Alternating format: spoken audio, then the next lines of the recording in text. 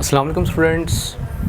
Next जो हम discuss करने जा रहे हैं वो हमारा जो चैप्टर नंबर 10 कंटिन्यू है अबाउट जेनेटिक्स। तो उसमें लास्ट टॉपिक हमारा है वो अबाउट है एक्सप्लेन म्योटिक एरर्स के what are meiotic errors. MDCAT point of view से अगर हम देखें तो हमने 3 म्योटिक एरर्स जो हैं उनको डिस्कस करना है, जिसमें एक है आपका डाउन सिंड्रोम, क्लाइनफेल्टर सिंड्रोम और थर्ड है आपका टर्नर सिंड्रोम। ठीक है, तो फर्स्ट ऑफ ऑल जो है वो हम डिस्कस करेंगे वो है हमारा अबाउट डाउन सिंड्रोम।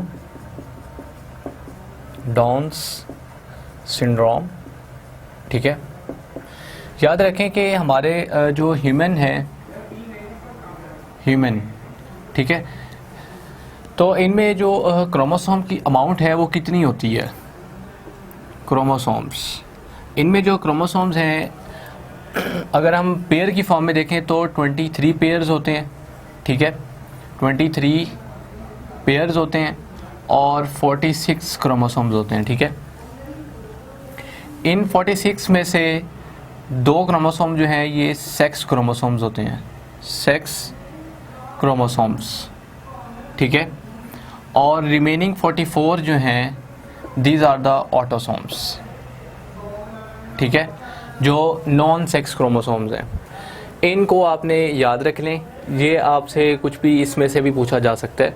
ठीक है, तो अब अगर हम डाउन सिंड्रोम की बात करें तो डाउन सिंड्रोम जो है ये म्योटिक एरर है, म्योटिक एरर। ठीक है, इसको हम ट्राइसोमी 21 भी कहते हैं।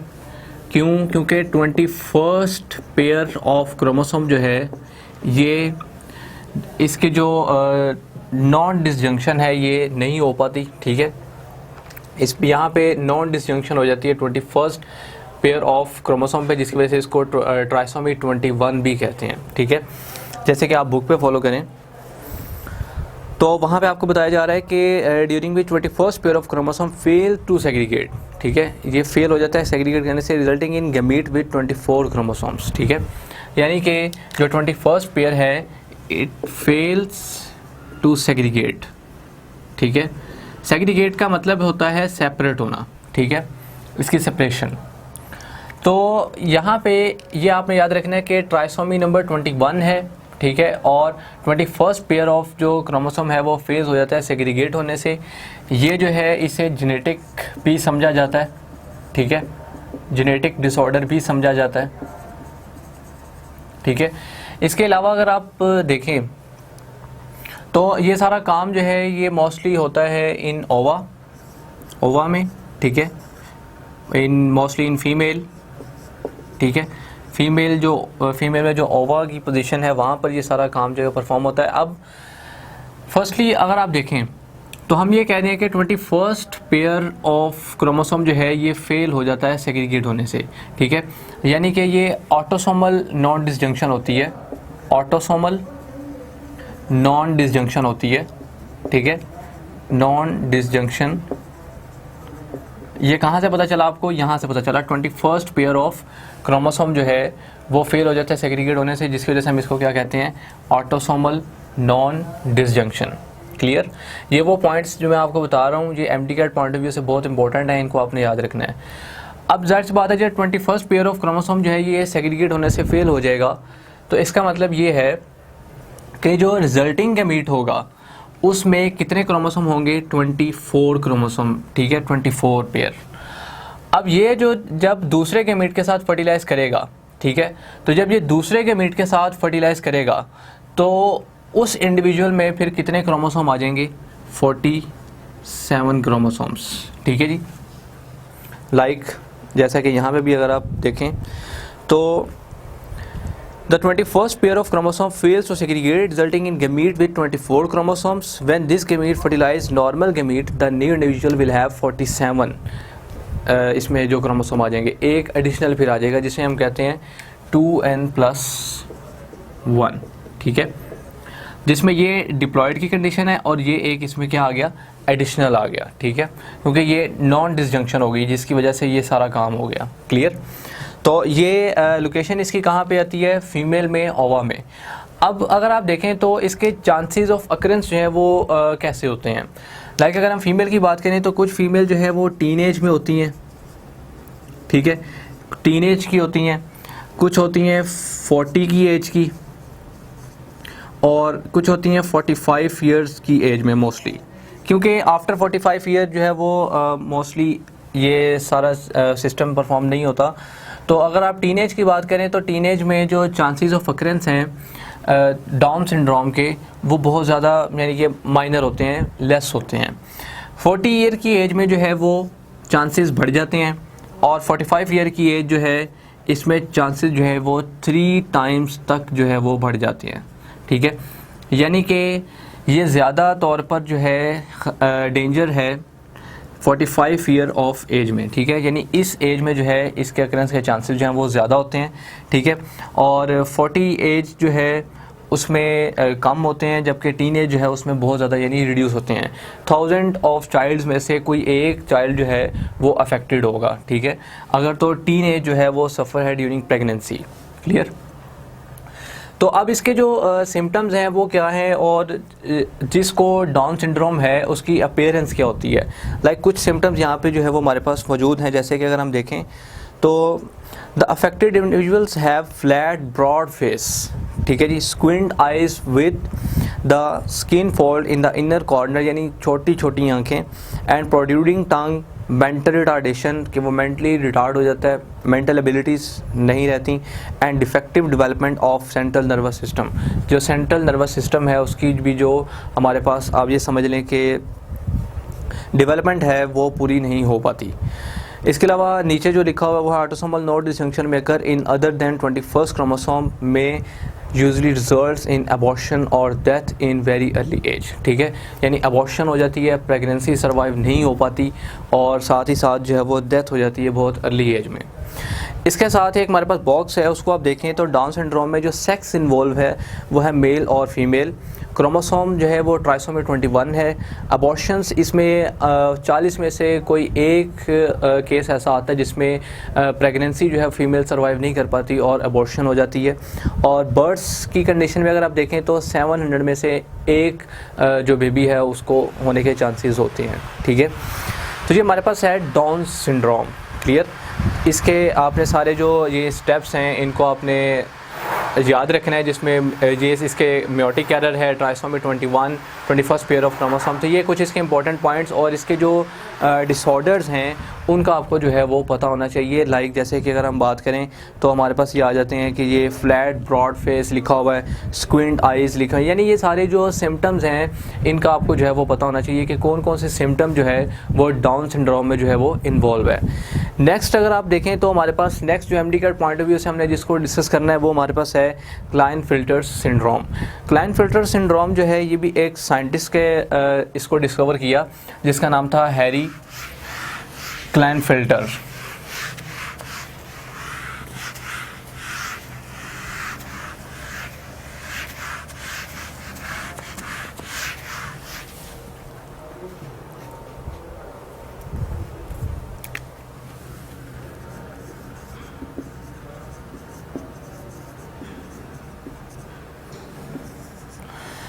ये एक साइंटिस्ट ही ने डिस्कवर की थी और उस साइंटिस्ट का नाम था हैरी क्लाइनफिल्टर। ठीक है, तो उसी की बेस पे इसको कहा गया क्लाइनफिल्टर सिंड्रोम। याद रखें कि इसमें होता क्या है कि इसमें एक एडिशनल सेक्स क्रोमोसोम जो है, एडिशनल सेक्स क्रोमोसोम ऐड हो जाता है। सेक्स क्रोमोसोम की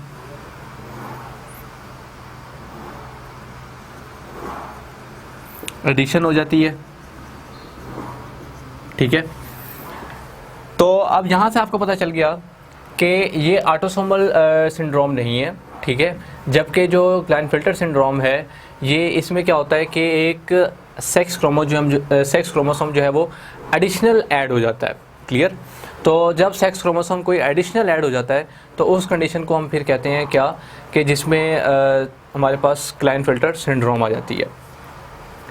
अब इसमें अगर हम देखें तो इसमें कुछ फीचर्स हैं इसकी, कुछ इसके आगे से सिम्टम्स आ जाते हैं। लाइक जैसे कि अगर हम बात करें ऐसे पेशेंट्स जिनको क्लाइनफिल्टर सिंड्रोम होता है तो हम उनको कहते हैं कि दीज आर इनफर्टाइल, ये इनफर्टाइल जो है वो कंसिडर किए जाते हैं।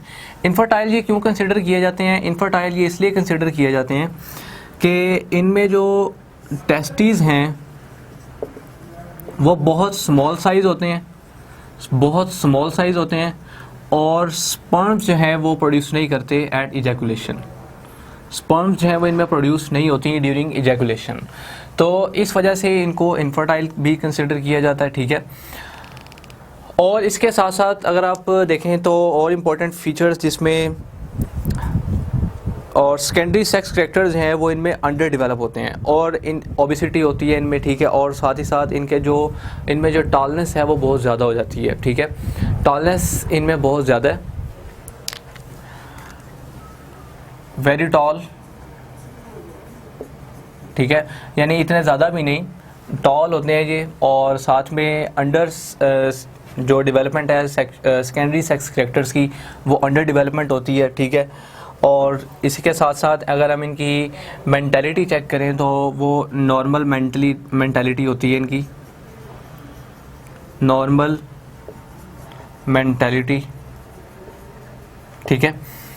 तो ये इनके कुछ सिम्टम्स हैं जिसकी वजह से इनको इनफर्टाइल भी कंसिडर किया जाता है, और टॉलनेस इनमें है और मेंटालिटी इनकी जो है वो नॉर्मल ही रहती है। अब हम जो है वो देख लेते हैं कि जैसे हमने बात की कि एडिशनल सेक्स क्रोमोसोम जो है वो ऐड हो जाता है। इसका उसने क्या कहा कि ऑलरेडी मैंने आपको बताया कि हमारे पास जो है वो 44 ऑटोसोम्स होते हैं और 2 हमारे पास क्या हैं, सेक्स क्रोमोसोम्स हैं। अब इसका मतलब ये है कि हमारे पास जो टोटल क्रोमोसोम की अमाउंट है वो कितनी है, 46, ठीक है।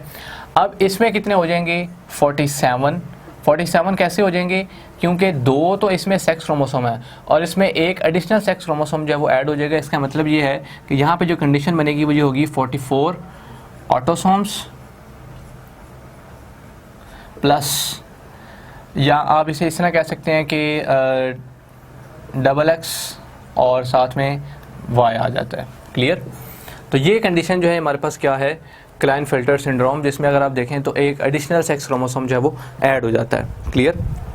तो जब एक एडिशनल सेक्स क्रोमोसोम जो है वो ऐड हो जाता है तो फिर उस कंडीशन को हम क्या कहते हैं कि ये क्या है, क्लाइनफेल्टर सिंड्रोम, जिसमें अगर आप देखें तो ये 44 ऑटोसोम्स और ये जो XX ये जो 2 क्रोमोसोम है ये सेक्स क्रोमोसोम है और एक साथ में एडिशनल ऐड हो गया, ठीक है। तो जब एक एडिशनल सेक्स क्रोमोसोम ऐड हो जाए तो वो क्या होगा, क्लाइनफेल्टर सिंड्रोम। याद रखें कि ये जो सेक्स क्रोमोसोम्स हैं इनको हम X और Y से शो करते हैं, ठीक है।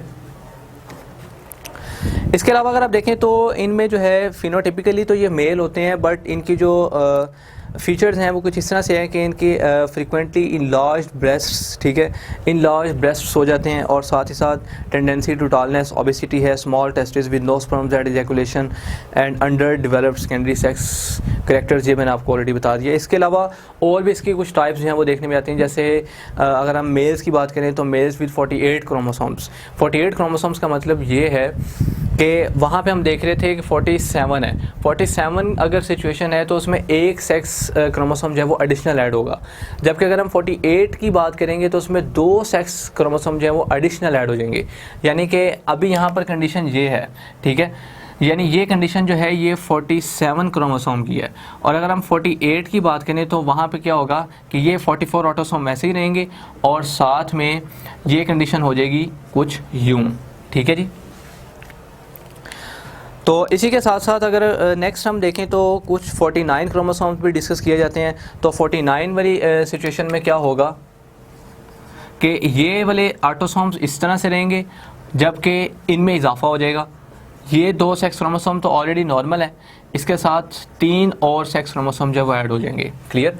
तो जब ये कंडीशन आ जाती है जिसमें 48 क्रोमोसोम या 49 क्रोमोसोम अपीयर हो जाते हैं तो ये बहुत डेंजरस कंडीशन है और इसमें डेथ के चांसेस बहुत ज़्यादा हो जाते हैं, क्लियर। और साथ में 47 क्रोमोसोम जिसमें 44 ऑटोसोम्स हैं और एक जो है वो सेक्स क्रोमोसोम X वाला है और 2 क्रोमोसोम जो है वो Y वाले हैं, ठीक है।